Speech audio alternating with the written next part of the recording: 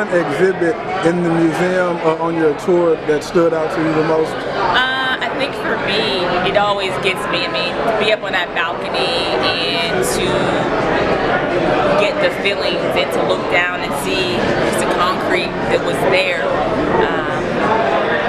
whenever Dr. King was murdered. It's very powerful. It's very moving. Obviously not understanding and being alive at those times, but now to think about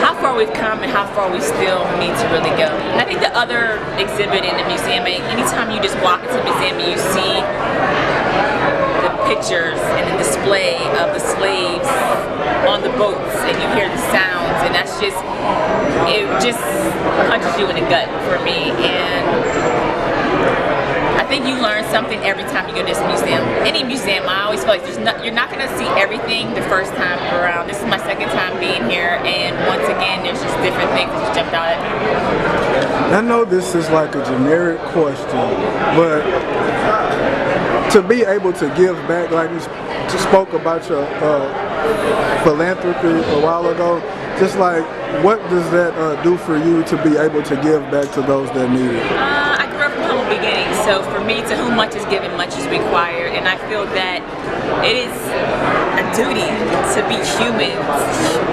Humanity needs people to not just care about themselves, but to be able to care also about others. You can want to achieve success and have all these aspirations and goals for yourself, and that's okay.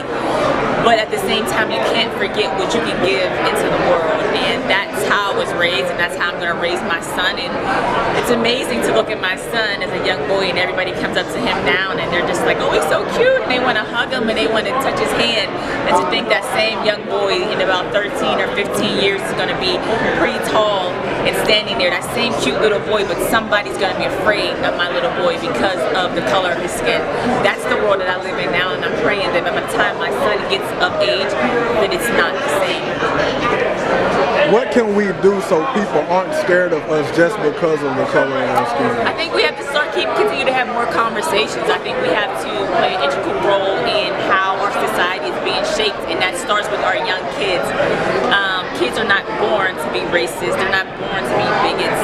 It's a taught behavior, it's a learned behavior, and so we have to start making sure the institutions are safe places to create diversity and inclusion for all kids, so that a young kid, doesn't matter if they're white, black, Hispanic, Asian, this does not matter, that they value the person next to them just as much as they value somebody that looks exactly like them. And I think we can't continue to do that if we all play our own part.